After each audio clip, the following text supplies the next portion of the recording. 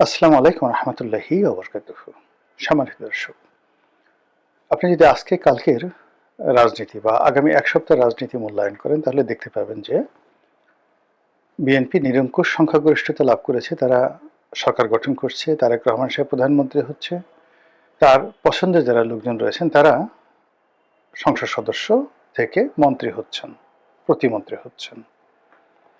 এটি হলো একেবারে শরীয়তি জ্ঞান। আর মারফতি যে চিন্তা চেতনা, ধ্যান ধারণা মানে গুপ্ত যে বিষয়, সেটা নিয়ে যদি আপনি চিন্তা করেন তাহলে এই দৃশ্যের বাইরে কি হতে পারে। সেক্ষেত্রে প্রথমে আসবে পার্লামেন্টটা কতটা কার্যকরী হবে। স্পষ্টতই যেভাবে সংস্কার করার কথা বলা হচ্ছে, যেভাবে সংবিধান সংশোধনের কথা বলা হচ্ছে, যেভাবে উচ্চ কক্ষ গঠনের কথা বলা হচ্ছে, তাতে করে বিএনপির একছত্র আধিপত্য থাকবে না। প্রধানমন্ত্রী হিসেবে খালেদা জিয়া, শেখ হাসিনা তাদের যে ক্ষমতা ছিল, তারেক রহমান সাহেবের তার 10 ভাগের 1 ভাগ ক্ষমতা থাকবেন না। রাষ্ট্রপতি এবং প্রধানমন্ত্রী এই দুয়ের মধ্যে ক্ষমতার যে ভারসাম্য, সেই ভারসাম্যে দেখা যাচ্ছে যে অনেক গুরুত্বপূর্ণ মন্ত্রণালয়, অনেক গুরুত্বপূর্ণ বিষয়াদি, রাষ্ট্রীয় বিষয়াদি রাষ্ট্রপতির কাছে চলে যাবে। তো সেক্ষেত্রে প্রধানমন্ত্রীর যে একটা ইমেজ, প্রধানমন্ত্রীর কার্যালয়ের যে একটা ভাবসাব, সেটা কমে যাবে। দ্বিতীয়ত, পার্লামেন্টের 2টি কক্ষ, অর্থাৎ যেটা নিম্নকক্ষ, সেই নিম্নকক্ষে যথেষ্ট বিতর্ক হবে, ওয়াকআউট হবে, যা কিছু হবে, এবং সেখানে যেহেতু বিএনপির সংখ্যাগরিষ্ঠ, তারা চিৎকার চেঁচামেচি, টেবিল থাপ্পড়ানো থেকে শুরু করে আরো অনেক কিছু নিয়ন্ত্রণ করতে পারবে, এবং তাদের স্পিকার মাইক বন্ধ করতে পারবে। আর প্রতিপক্ষ যারা আছে তারা ওয়াকআউট করতে পারবে, জামাতে যারা লোকজন আছে, আর সীমিত সময়ের মধ্যে কথাবার্তা বলতে পারবে। কিন্তু সমস্যাটা হয়ে যাবে উচ্চকক্ষে। উচ্চকক্ষে যারা যাবেন তারা ওইরকম দলবাজ লোক নয়।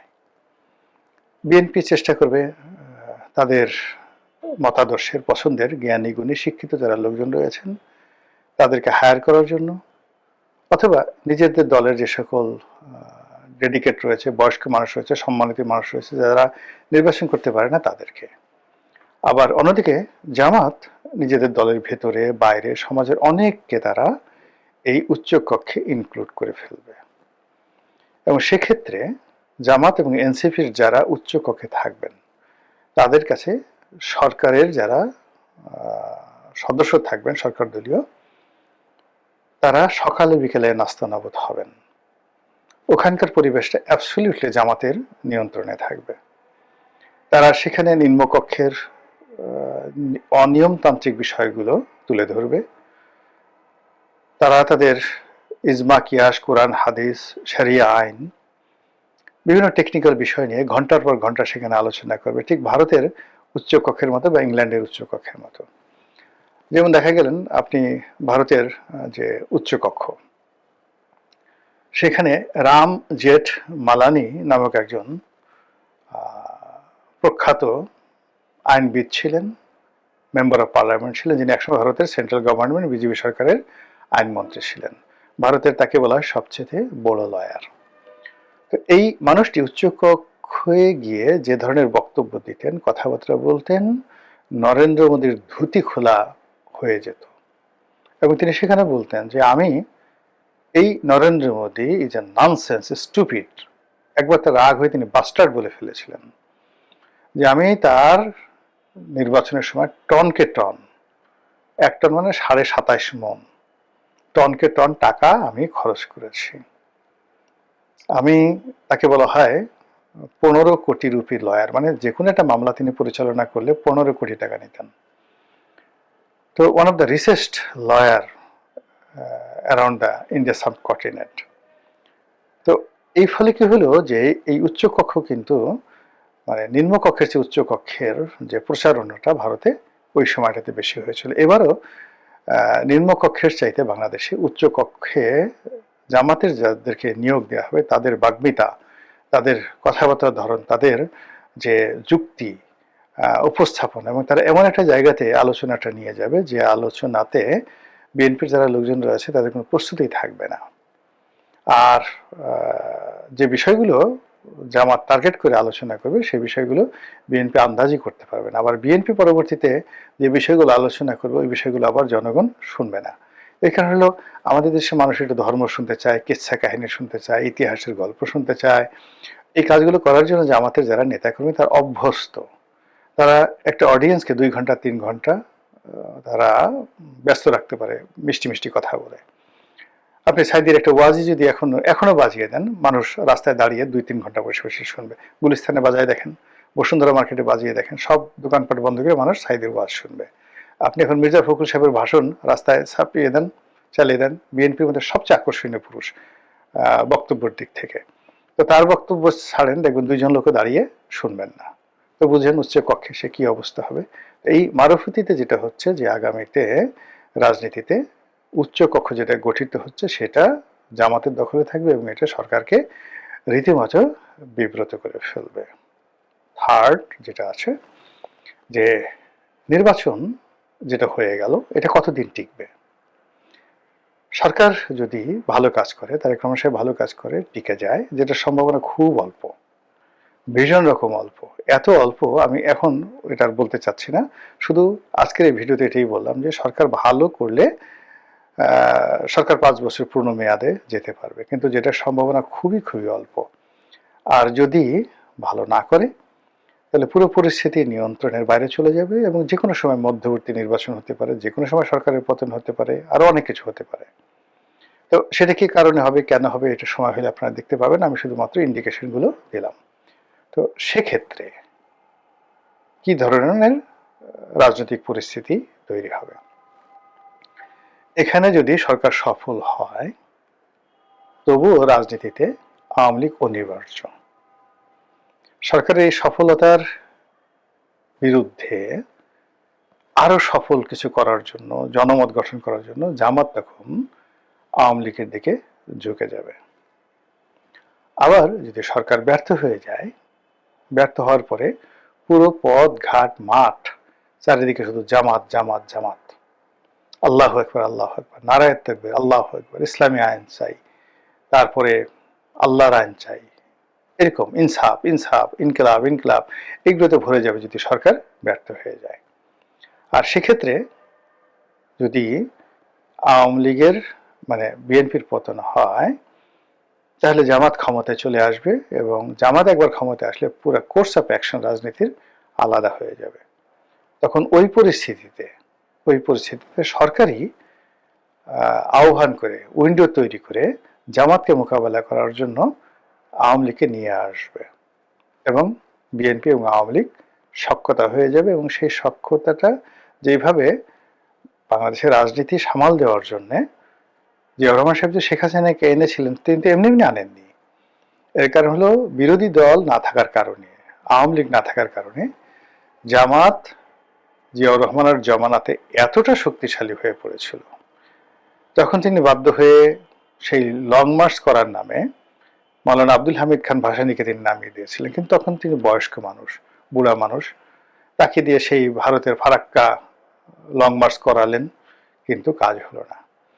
তো জামাত শক্তিশালী এবং জামাত এতটা রাজনৈতিকভাবে শক্তিশালী হয়ে পড়েছিল জিয়াউর রহমান সাহেবের জমানাতে যে যদি ইলেকশন হতো ওই সময়টাতে এবং উনি যদি আওয়ামী লীগকে না আনতেন তাহলে হয়তো জামাতি যে এখন যে ভালো কাজগুলো তারা করছে, নির্বাচনে ফলাফল করছে, এটা সেই 1979 সনে এটা হতে পারতো।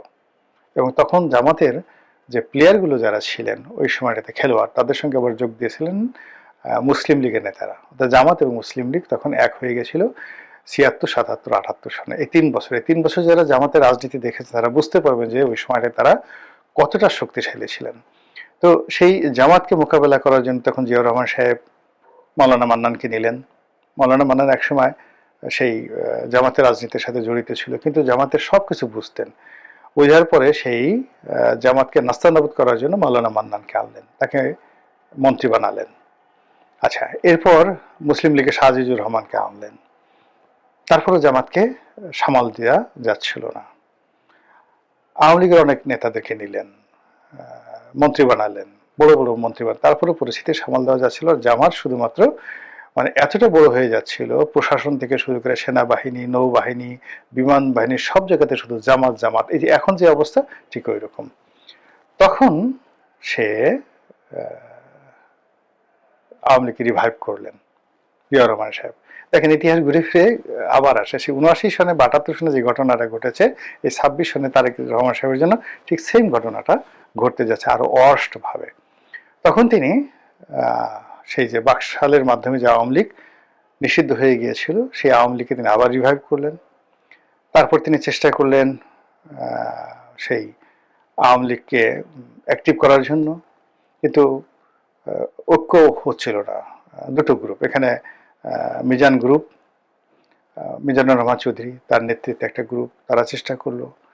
এরপরে টাঙ্গাইলের মান্নান সাহেব, এরপর নোয়াখালীর যে আব্দুল মালিক উকিল সাহেব, ওরা সবাই মিলে চেষ্টা করলেন, দুটো গ্রুপ হয়ে গেল, কিন্তু সাইন করলো না। পরে এই ঐক্য করার জন্য তিনি তোফায়েল সাহেব, আব্দুর রাজ্জাক সাহেব, ডক্টর কামাল হোসেন, এদেরকে তিনি রিকোয়েস্ট করলেন। এবং বিশেষ করে ডক্টর কামালকে তিনি, মানে জিয়াউর রহমান সাহেব, তিনি বিশেষভাবে তাকে দূত নিয়োগ করলেন, অ্যাম্বাসেডর নিয়োগ করলেন, যে দিল্লিতে গিয়ে শেখ হাসিনাকে কনভিন্স করে বাংলাদেশে আনার জন্য। এবং 1981 সনে শেখ হাসিনা যখন বাংলাদেশে এলো, পুরো রাজনীতির জঙ্গনে বিএনপি এবং আওয়ামী লীগ এই দুটো গ্রুপে বিভক্ত হয়ে গেল, জামাত পিছনের সারিতে চলে গেল। এই হলো প্রকৃত ইতিহাস, যে যাই বলুক না কেন। এবং ঠিক সেম ইতিহাস সামনে আসছে। এবং সেক্ষেত্রে যেটা বললাম, যে যদি জামাত মানে সরকার ব্যর্থ হয়, তারেক রহমান সাহেব ব্যর্থ হন, জনপ্রিয়তা হারিয়ে ফেলেন, জামাত অত্যন্ত প্রভাবশালী হয়ে পড়বে এবং জামাত ক্ষমতা আসার দ্বার প্রান্তে চলে আসবে, এবং সেটা ফেরানোর জন্য তখন জনাব তারেক রহমান সাহেবই আওয়ামী লীগকে রিভাইভ করবেন। এটা হলো একটা অপশন। দ্বিতীয় অপশন হলো যে সরকার খুব ভালো করছে, বিএনপি আবার জয়লাভ করবে, জামাত যে বিষয়গুলো নিয়ে গর্ব করে, তাদের সততা, ন্যায়পরায়ণতা, ঠিক সেম কাজটা বিএনপির লোক করে ফেলছে। তারা একের পর এক রেকর্ড তৈরি করে ফেলেছে, জামাত একা হয়ে যাচ্ছে, রাজনীতির ময়দানে তারা পেরে উঠছে না। ঠিক সেই সময়টাতে জামাত সর্বোচ্চ চেষ্টা করবে বাংলাদেশের রাজনীতিতে আওয়ামী লীগকে একীভূত করার জন্য। এই হলো স্বাভাবিক দর কষাকষি, স্বাভাবিক হিসাবপত্র ভবিষ্যতের রাজনীতির সমীকরণের বিষয়। মহান আল্লাহ ভালো জানেন, কোনটা মঙ্গল তিনিই জানেন, আসলে কোনটা হবে তাও তিনি জানেন। আমরা শুধুমাত্র অনুমান করতে পারি আর বিচার বিশ্লেষণ করতে পারি। আল্লাহ আমাদের সবাইকে হেদায়েত দান করুন আর হেফাজত করুন। আসসালামু আলাইকুম ওয়া রাহমাতুল্লাহি ওয়া বারাকাতুহু।